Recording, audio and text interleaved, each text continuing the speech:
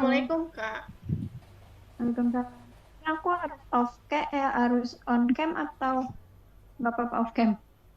On cam, on cam Kak. On cam, oke, bentar ya. Oke,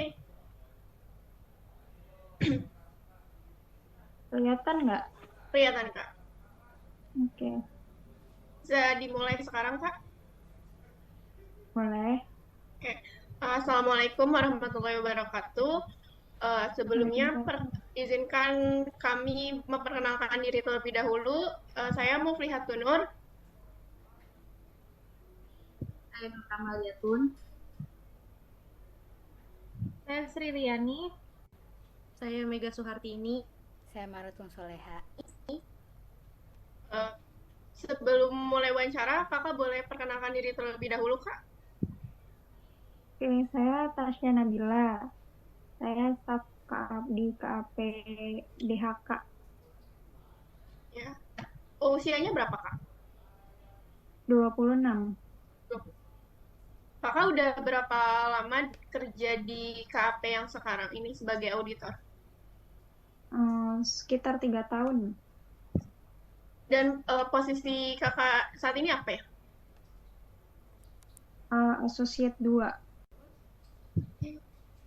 Kenapa kakak memilih profesi auditor dari sekian banyaknya profesi yang lain?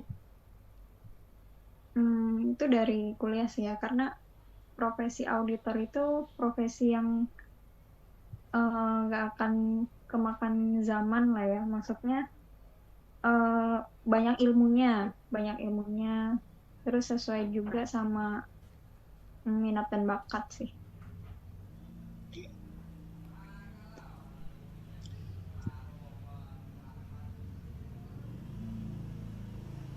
Oke, Nur, boleh pertanyaan selanjutnya?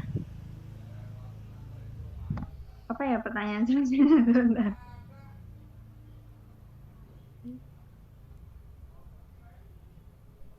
Hmm, Bagaimana mencapai posisi ya sebagai auditor? Lebih ke ya belajar sih dari awalnya itu, dari kuliahnya itu belajar tentang audit itu lebih serius terus ditekadkan mau jadi auditor itu karena apa gitu sih. Pertanyaan selanjutnya, Kak. Kakak boleh berikan contoh nggak, Kak? Eh, industri atau perusahaan yang belum Kakak audit sebelumnya? Oh, yang pernah diaudit gitu ya. Kalau saya kebetulan banyak pegang klien di industri, klien-kliennya itu jasa jasa freight forwarding, logistik, itu kebanyakan tuh itu. Sama ada juga dagang sih, perusahaan dagang. Jadi apa ya pertanyaannya satu lagi? Nah, industri atau perusahaan yang sebelumnya Kakak belum pernah audit. Oh, kalau yang belum pernah sih macam konstruksi itu kan belum pernah. Bank juga itu belum pernah. Kalau yang biasanya itu dagang, manufaktur, sama jasa.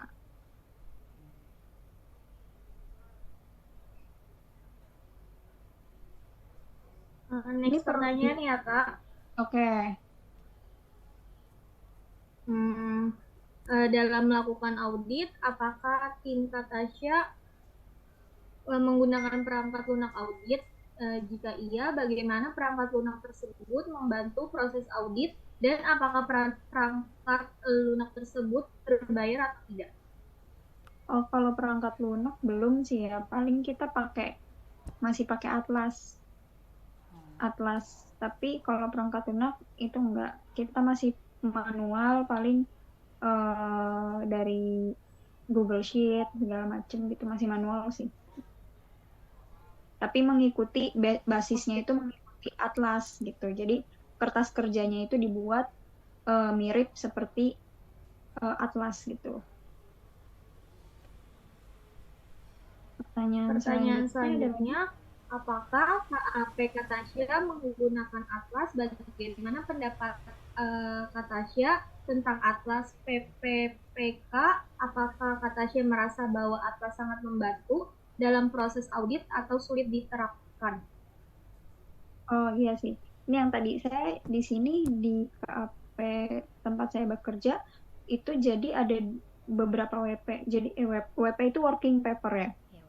Working paper itu ada yang manual kita buat, tapi base-nya itu berdasarkan atlas. Jadi kertas kerja yang kita desain sendiri dari kantor gitu, yang kita desain sendiri, yang mirip sama atlas itu satu.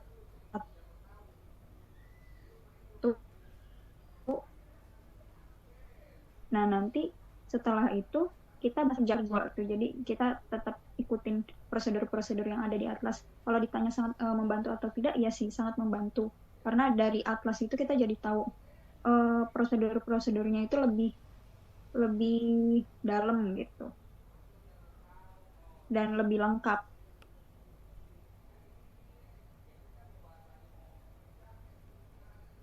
Ada lagi? Ke pertanyaan selanjutnya ya Kak. Ya. Bisa Kakak jelaskan nggak bagaimana Kakak menerapkan prosedur audit lanjutan seperti pengujian pengendalian, pengujian substantif atau transaksi, prosedur analitis dan pengujian substantif rinci saldo dalam audit yang Kakak lakukan? Oke. Panjang banget ya. Sebentar. Kalau prosedur audit lanjutan seperti pengujian pengendalian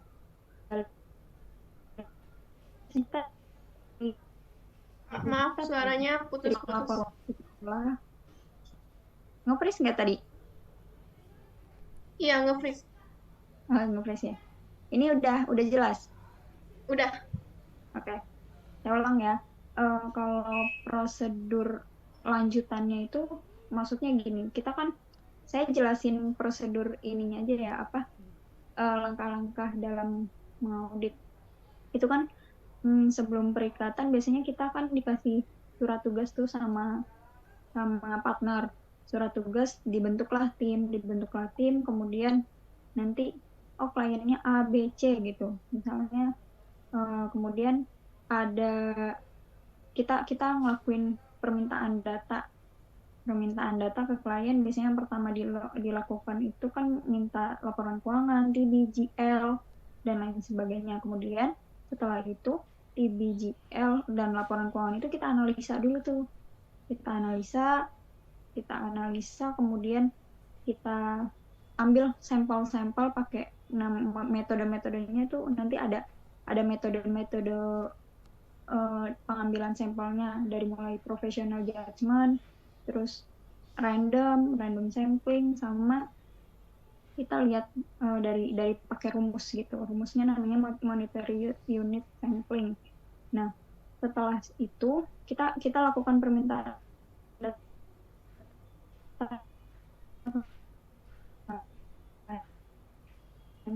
kirim ke klien, itu kita lakukan prosedur pengendalian. Itu biasanya lewat wawancara atau diskusi. Itu kalau prosedur pengendaliannya. Terus tadi tuh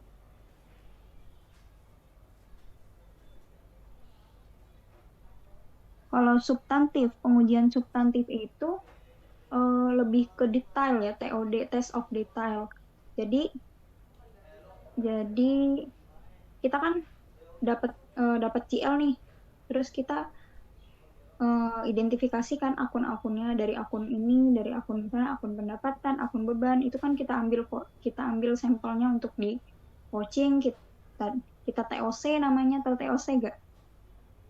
Test of control. Jadi kita tes kontrolnya tuh dia udah memadai belum, udah ada tanda tangannya belum, terus approvalnya itu udah lengkap belum, terus ada kemungkinan kecurangan kecil-kecil dari para karyawan atau enggak, dan lain sebagainya gitu ya. Terus itu kita lakukan test of control.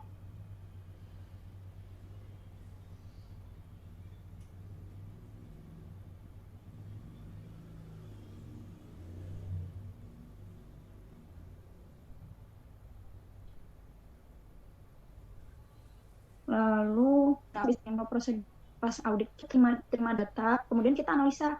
Biasanya saya melakukan itu di awal banget tuh, begitu dapat laporan keuangan langsung di-compare sama data tahun lalu.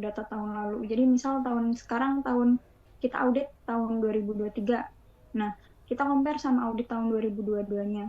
Kita ada analisa horizontal, ada analisa vertikal gitu kan. Bisa di-compare sama tahun lalu atau bisa ini kayak make sense nggak sih pendapatannya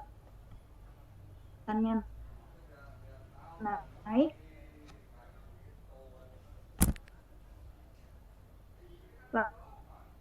lalu kok HPP-nya Maaf, turun. Kak. Itu kan nggak make sense. Boleh yang di HP yang dijual dari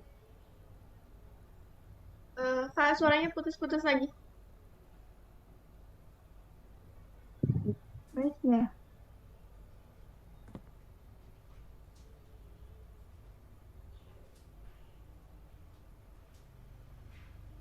Sorry, keluar ya. Kayaknya sinyal deh. Iya, tadi juga sempat putus-putus soalnya. Oh gitu. Tadi yang masuk sampai mana? Ingat nggak? Sampai yang penguji. Penguji ini ya, yang substantif. Iya. Oke. Kalau berarti analitis yang belum ya. Kalau prosedur analitis itu biasanya dari di awal kita ngelakuin di awal dan di akhir. Jadi di awal setelah dapat TBGL dan laporan keuangan kita analisa kenaikan dan penurunannya. Misal pada di laporan keuangan kita cocok ini tahun 2000 ada analisa horizontal sama analisa vertikal. Kalau misalnya kita coba compare dulu sama tahun lalunya. Misal pendapatan tahun 2022 dan kita auditnya tahun 2023. Nah, kalau pendapatannya naiknya itu karena apa? Kalau naiknya signifikan kita perlu tahu gitu loh. Itu naiknya karena apa? Kita cari-cari di Google juga biasanya. Misal dia perusahaan logistik gitu ya, atau logistik. Nah, pas masa pandemi dia naik, tapi pas udah nggak pandemi dia turun kan. Oh, berarti kita buat kesimpulan gitu loh. Oh, waktu pandemi banyak orang yang menggunakan jasa-jasa logistik gitu. Terus setelah itu turun lagi, atau pokoknya kita harus bisa mengetahui kalau dari wawancara atau kita cari tahu lewat berita-berita biasanya. Itu satu analisa. Yang kedua bisa juga analisa membandingkan antara pendapatan dan HPP. Misal pendapatannya naik tapi HPP-nya turun. Nah, itu kita harus langsung sebagai auditor tuh harus langsung nggak mungkin nih, nggak make sense nih gitu loh. Jadi pendapatan naik itu kan pasti yang dijual itu kan dari HPP, dari bebannya kan pastinya harusnya naik kan. Make sense-nya kan seperti itu. Kalau enggak kita perlu telusuri, tanya, cari tahu.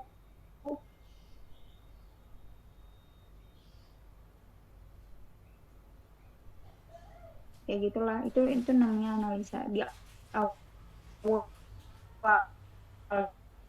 baru kita minta Anda. Terus pengujian substantif rinci saldo dalam audit yang dilakukan. Kalau pengujian substantif berarti lebih ke coaching ya. Jadi kita tes nih dari sampel yang kita dapat, kan itu kan nanti TBGL kita proses kemudian dapatlah sampel itu kita minta ke klien datanya ini sampelnya ini. Nah, dari sampel itu kita TOD namanya. Kita cocokin amount-nya sama atau enggak. Terus jurnalnya udah bener atau belum, terus dokumennya lengkap atau enggak, sama approvalnya sih biasanya yang paling penting. Tanda tangan atau biasanya approvalnya itu juga sangat penting. Itu sih. Bisa lanjut ke pertanyaan selanjutnya. Apa ini ada yang bingung lagi Boleh nggak? cukup sih Kak. Boleh ke pertanyaan selanjutnya Kak. Bagaimana penerapan sampling audit dalam proses audit yang Kakak lakukan? Oke, kalau di aku pakainya itu namanya monetary unit sampling atau biasanya juga pakai Atlas sih. Ini yang dianjurkan sama Atlas kok. Dia monetary unit sampling, tapi sebelum itu kita identifikasi dulu. Jadi dari misal dari satu akun itu kita identifikasi mana yang kira-kira biasanya maunya besar dan mencurigai gitu loh. Jadi itu berdasarkan professional judgment namanya. Ini aneh nih gitu. Kalau misalnya kayak ini aneh nih, kita harus perlu biasanya jurnal-jurnal yang lewat kalau klien pakai sistem gitu ya, dia nggak pakai modul. Dia kalau pakai sistem kan ada banyak tuh, Accurate, ada SAP gitu. Nah, kalau misalnya dia jurnalnya itu jurnal adjustment, kita perlu, dan gede angkanya dan nggak jelas itu apa, itu langsung kita tangkap tuh sebagai sampel. Maksudnya langsung kita ambil sebagai professional judgment, ini harus ditanya sama klien gitu. Sisanya namanya pakai monetary unit sampling gitu. Kalau di aku sih. Cukup kali ya, lanjut ke pertanyaan selanjutnya. Langsung ke pertanyaan selanjutnya Kak. Seperti yang kita ketahui bahwa audit set ini sering menggunakan pendekatan berbasis risiko ya Kak. Jadi bagaimana pendapat Kakak tentang pendekatan berbasis risiko ini? Audit berbasis risiko ini kan maksudnya risiko salah saji yang tidak teridentifikasi ya. Nah, gimana ya? Kalau sudah cukup baik sih ya, maksudnya kan kita mengaudit itu suatu laporan keuangan yang kita tuh suruh nyari kesalahannya gitu kan, ibaratnya risikonya tuh kita bikin opini, maksudnya kita mengeluarkan opini kita bahwa laporan ini bebas dari salah saji material gitu kan. Ini kan sebuah tanggung jawab yang maksudnya ada mengandung resiko gitu loh. Resiko kalau misalnya ternyata ada kecurangan atau ada kesalahannya material yang nggak ketangkep sama auditor gitu. Jadi makanya di sini berbasisnya resiko. Jadi prosedurnya dijalani berdasarkan berbasis resiko ini. Itu sih. Lalu kalau boleh tahu, apakah selama Kakak menjadi auditor, Kakak pernah menemukan kasus kecurangan saat melakukan audit? Lalu bisakah Kakak berikan contoh kasus kecurangan apa yang Kakak temukan dan bagaimana Kakak menanggapi temuan tersebut? So far sih kalau fraud itu kan kecurangan ya, kesalahan yang disengaja ya. Kalau kesalahan yang disengaja sih so far belum pernah menemukan, karena paling yang saya temukan itu kesalahan yang sifatnya human error atau kliennya nggak ngerti cara jurnalnya kayak gitu, salah gitu lah. Tapi kesalahan ini kesalahan yang tidak disengaja. Kalau yang disengaja belum pernah sih. Tapi kalau saya misalnya maksudnya cara menanggapi ketika kita melihat suatu aneh gitu, sesuatu keanehan atau ada ditemukan jelas gitu fraud ya, disarankan diskusi dengan klien, kemudian cari sumber dari banyak sisi gitu. dari karyawannya, dari direkturnya, dari laporan keuangannya, dari GL-nya, itu kita telusuri datanya gitu sih. Ya, untuk mencari kebenarannya ya. Nanti kalau udah ketemu nih kebenarannya seperti ini, oh ternyata dia ngumpetin ini gitu. Nah, kita sebagai auditor kasih tahu nih loh, yang benar tuh seperti ini, fraudnya, tapi memang harus dengan apa ya, feel yang baik ya. Kalau sama klien tuh, ketika menyampaikan di sini kita mencurigai ada fraud gitu. Nah, ini kita harus nemu dulu yang benernya tuh yang seperti apa gitu, fraudnya itu apa gitu sih. Lalu dalam konteks audit, menurut kakak bagaimana dampak penggunaan big data dalam proses audit?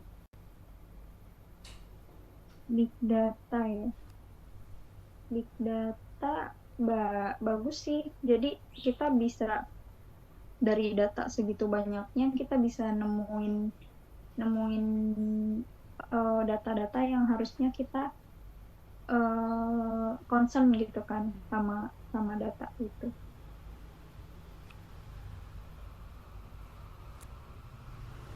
Lalu yang terakhir, sebelum kita mengakhiri wawancara kita malam ini, apakah ada pesan dari kakak untuk kami mahasiswa akuntansi agar kami dapat menjadi auditor yang profesional, berintegritas dan sukses di dunia kerja nantinya?